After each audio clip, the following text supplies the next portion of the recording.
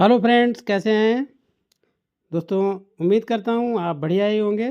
दोस्तों, आज एक नई वीडियो लेकर आए हैं जो शिक्षण विधियों पर आधारित है और उन शिक्षण विधियों से संबंधित जो महत्वपूर्ण प्रश्न बनते हैं उन प्रश्नों पर आधारित हम कुछ प्रश्न ले आए हैं।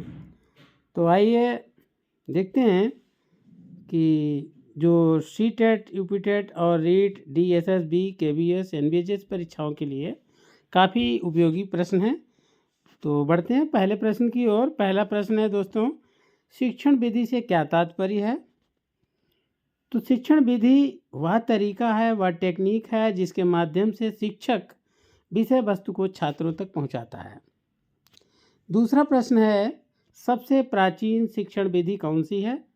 तो दोस्तों, सबसे प्राचीन विधि जो है व्याख्यान विधि है और इसके द्वारा जो है ऋषि मुनि अपनी शिक्षा जो है दूसरे अपने शिष्यों तक पहुंचाते थे। और तीसरा प्रश्न है, व्याख्यान विधि किसके लिए अधिक उपयुक्त है। तो व्याख्यान विधि ज़्यादातर उच्च कक्षाओं के लिए उपयुक्त मानी जाती है। और उसके बाद 4th नंबर क्वेश्चन है कि प्रश्नोत्तर विधि का उद्देश्य क्या है। तो छात्रों की सक्रियता और सोचने की क्षमता को बढ़ाने के लिए प्रश्नोत्तर विधि बहुत आवश्यक है और प्रश्नोत्तर से छात्र जो हैं एक्टिव रहते हैं क्लास में। उसके बाद 5वां क्वेश्चन है कि चर्चा विधि में किस पर अधिक जोर होता है। तो चर्चा विधि में छात्रों की सहभागिता पर जोर होता है। छात्र आपस में, टीचर्स और छात्र कम्युनिकेशन करते हैं और छात्रों की सहभागिता पर ध्यान दिया जाता है।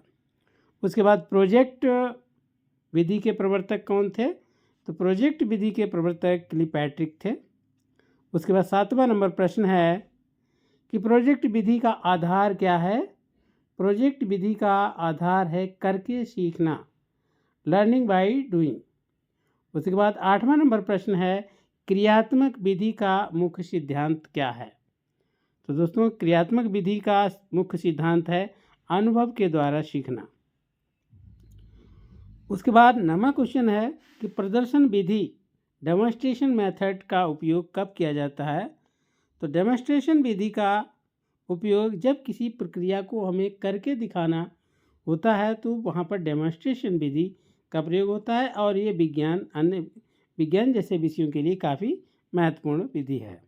उसके बाद 10वां नंबर प्रश्न है कि कहानी विधि किस स्तर के लिए अधिक उपयोगी है। मतलब किन बच्चों को हम कहानी के माध्यम से उनको हम सिखा सकते हैं। तो इसमें आता है प्राथमिक स्तर के बच्चे, उनको हम कहानी के द्वारा कोई भी अगर बात बताएंगे तो उनको आसानी से समझ में आ जाएगी। उसके बाद 11वां नंबर प्रश्न की ओर बढ़ते हैं। 11वां नंबर प्रश्न है, खेल विधि का मुख्य उद्देश्य क्या है। तो खेल विधि का मुख्य उद्देश्य है कि छात्रों के बीच रुचि और आनंद के माध्यम से उनको सिखाना। उसके बाद 12वां नंबर प्रश्न है, समस्या समाधान विधि का प्रतिपादक कौन है। समस्या समाधान, तो समस्या समाधान विधि के प्रतिपादक जॉन डीवी हैं। बहुत ही इंपॉर्टेंट क्वेश्चन है, इसको ध्यान में रखिएगा। उसके बाद 13 नंबर प्रश्न है, समस्या समाधान विधि किस प्रकार की सोच विकसित करती है। तो समस्या समाधान विधि तार्किक और वैज्ञानिक सोच का विकास करती है। और उसके बाद 14 नंबर प्रश्न है कि प्रयोग विधि का प्रयोग मुख्यतः किस विषय में होता है। तो प्रयोग से मतलब प्रैक्टिकल। प्रयोग विधि का उपयोग जो है विज्ञान में विषय में होता है। उसके बाद 15वां नंबर क्वेश्चन है, सहकारी शिक्षण विधि का अर्थ क्या है। सहकारी, तो सहकारी का मतलब है समूह के साथ मिलकर कोई काम करना, सीखना, तो ये सहकारी विधि में आता है। उसके बाद 16वां नंबर प्रश्न है कि अन्वेषण ह्यूरिस्टिक मेथड के प्रवर्तक कौन थे। ह्यूरिस्टिक मेथड के प्रवर्तक आर्मस्ट्रांग थे। उसके बाद 17 नंबर प्रश्न है, अन्वेषण विधि में शिक्षक की भूमिका कैसी होती है। तो अन्वेषण विधि में शिक्षक की भूमिका एक मार्गदर्शक की तरह होती है। उसके बाद 18वां नंबर प्रश्न है, भूमिका अभिनय विधि किस विकास से संबंधित है। तो भूमिका अभिनय विधि सामाजिक और भावनात्मक विकास से संबंधित है।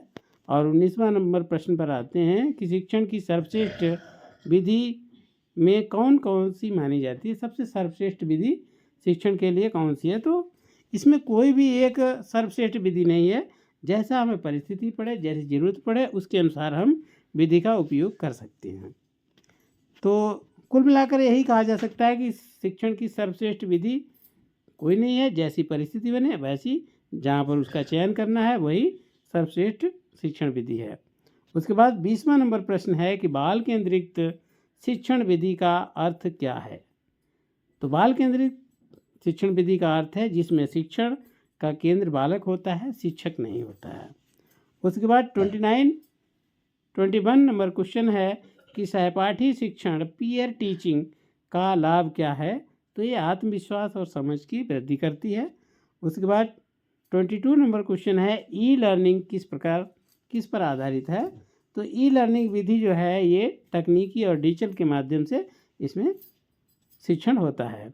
उसके बाद 23 नंबर क्वेश्चन है कि गतिविधि आधारित शिक्षण का मुख्य उद्देश्य क्या है? तो गतिविधि में छात्रों को सक्रिय बनाया जाता है, इसका ये मुख्य उद्देश्य है। उसके बाद 24 नंबर प्रश्न है कि प्रयोगात्मक विधि का मुख्य लाभ क्या है? तो प्रयोगात्मक विधि का लाभ है कि स्थायी ज्ञान की प्राप्ति। उसके बाद 25 नंबर क्वेश्चन आता है कि शिक्षण विधि के चयन में कौन कौन से कारक ध्यान में रखे जाते हैं? तो शिक्षण विधि के चयन में सबसे पहला कारक है उसका विषय, कौन हमारा विषय है। उसके बाद कक्षा का लेवल क्या है, समय और छात्रों की क्षमता का ध्यान में रख करके हमें शिक्षण विधि का चयन किया जाता है। उसके बाद 26 नंबर क्वेश्चन आता है संवादात्मक विधि का अर्थ क्या है? तो संवादात्मक विधि शिक्षक और छात्र के बीच निरंतर संवाद को बनाए रखना संवादात्मक विधि है। उसके बाद 27 नंबर प्रश्न है मस्तिष्क अनुकूल शिक्षण किस पर आधारित है? तो ये मस्तिष्क की कार्यप्रणाली पर आधारित है।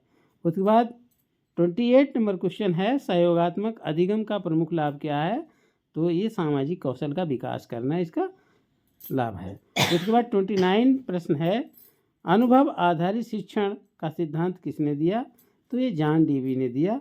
और अंतिम प्रश्न है 30 नंबर अंतिम प्रश्न है कि आदर्श शिक्षण विधि की विशेषता क्या है? तो आदर्श शिक्षण विधि की विशेषता है ये कि रुचिकर और प्रभावी और बाल केंद्रित होना है।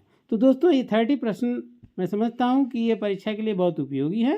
तो दोस्तों यदि आपने अभी तक चैनल को सब्सक्राइब नहीं किया है तो चैनल को सब्सक्राइब कर लीजिए, साथ ही बेल आइकन को भी प्रेस कर दीजिए जिससे आने वाली वीडियोज़ की नोटिफिकेशन आपको समय से मिलती रहे। तो दोस्तों अगली वीडियो में अगले नए टॉपिक के साथ फिर मिलते हैं, तब तक के लिए जय हिंद।